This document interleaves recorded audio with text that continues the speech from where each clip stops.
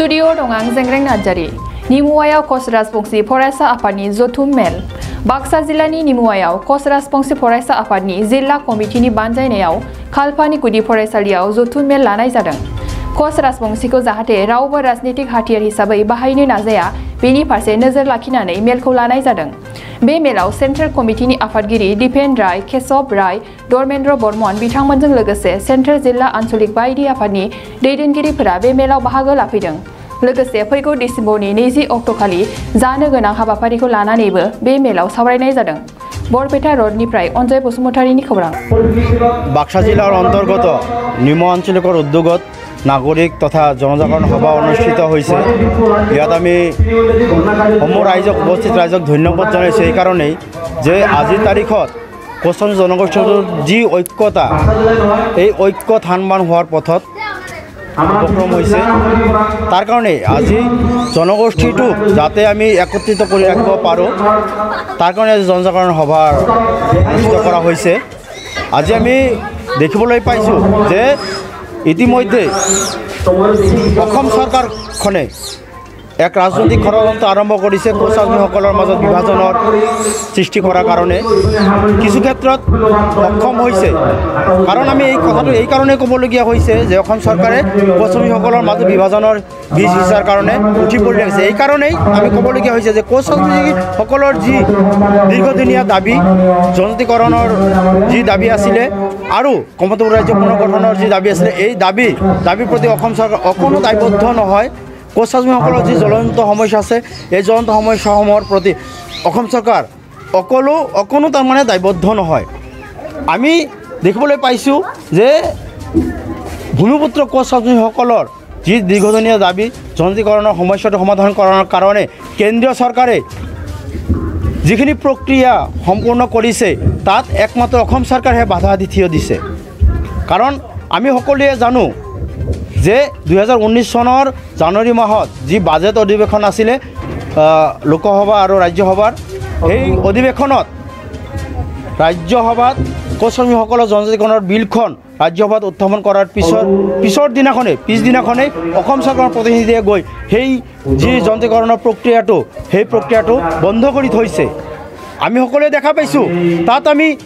মানে দুখ প্ৰকাশ কৰিছোঁ আৰু ধিক্কাৰ জনাইছোঁ অসম চৰকাৰক যে সেই যে বন্ধ কৰাৰ পিছত তাৰ প্ৰক্ৰিয়াটো এতিয়া কিয় আৰম্ভ হোৱা নাই বা প্ৰক্ৰিয়াটো কিয় সম্পূৰ্ণ হোৱা নাই আমি সকলোৱে জানো যে 2020 চনৰ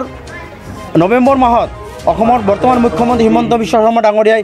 সদম্ভে কৈছিলে যে জনজাতিকৰণৰ সংক্ৰান্তীয় যি প্ৰতিবেদন সেই প্ৰতিবেদনখন 2020 চনৰ 30 নৱেম্বৰ তাৰিখৰ ভিতৰত তেখেতে দাখিল কৰিব কিন্তু আমি দেখিবলৈ পাইছোঁ যে তেখেতে কোৱাৰ এক বছৰ উকলি যোৱাৰ পিছতো তেখেতে কিন্তু আজিলৈকে জনজাতিকৰণ সংক্ৰান্তীয় যি প্ৰতিবেদন এতিয়াও দাখিল কৰা নাই আৰু এটা কথা মানে স্পষ্ট হৈ পৰিছে যে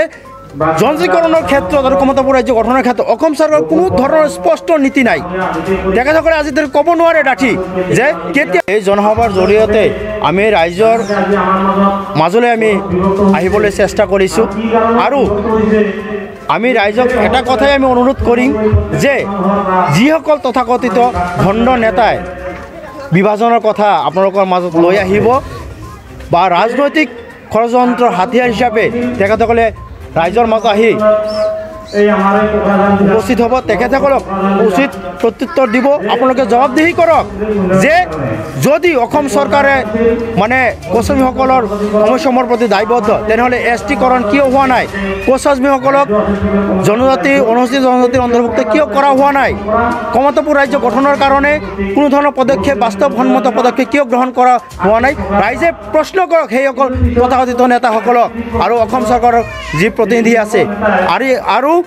এই অঞ্চলত যিবিলাক জনপ্ৰতিনিধি তেখেতসকলক জবাবদিহি কৰক যে কোচাজমীসকলৰ দীৰ্ঘদিনীয়া সমস্যাসমূহ কিয় সমাধান কৰাৰ কাৰণে বাস্তৱসন্মত পদক্ষেপ কিয় গ্ৰহণ কৰা হোৱা নাই এইখিনি ৰাইজক আমি ক'বলগীয়া দিছপুৰত আমি জনজাতিকৰণ কোচাজমীসকলক অনুসূচিত জনজাতিৰ অন্তৰ্ভুক্ত কৰা আৰু কমতপুৰ ৰাজ্য পুনৰ্গঠনৰ দাবীত 3 ঘণ্টীয়া ধৰ্ণা কাৰ্যসূচী আমি ঘোষণা কৰিছোঁ যোৱাকালি ইতিমধ্যে উক্ত ধৰ্ণা কাৰ্যসূচী আমি সফল ৰূপায়ণ কৰাৰ কাৰণে ৰাইজক আহ্বান জনাইছোঁ আৰু আমি তাৰ পৰৱৰ্তী সময়ত আমি তীব্ৰ গণ আন্দোলন গঢ়ি তুলিবলৈ আমি চেষ্টা কৰিম। জনজাগৰণ সভা অনুষ্ঠিত কৰাৰ কাৰণে হ'ল যে আমাৰ সমাজত, আমাৰ গাঁৱত, আমাৰ গাঁৱলীয়া কৃষি প্ৰধান ৰাইজক আমি বুজাব লাগিছে যে আমাৰ যি কোচৰাপানী ছাত্ৰ সন্থাৰ যি লক্ষ্য আৰু উদ্দেশ্য আছিল এতিয়ালৈকে সফল হোৱা নাই। হয়তো কোনোবাই ভাবি আছে যে KAC হৈছে আমি সন্তুষ্ট নেকি, কিন্তু KAC লৈ আমি সন্তুষ্ট নহয়। KACক আমি আদৰণি জনাইছোঁ, কিন্তু আমি সন্তুষ্ট নহয়। আৰু KAC আমাৰ দাবী নাছিলে। এইটো আমি চৰকাৰক ইতিমধ্যে জনাইছোঁ। আমি মাননীয় মুখ্যমন্ত্ৰীৰ ৰাজনৈতিক সচিব জয়ন্ত মল্ল বৰুৱাকো লগ কৰিছিলোঁ, তেখেতেও আশ্বাস দিছিল। আৰু আমি CM ছাৰকো লগ কৰিছোঁ। CM ছাৰক কৈছিল যে এতিয়া আৰু এইটো নহয়, আমি কোচৰাপানী জনগোষ্ঠীক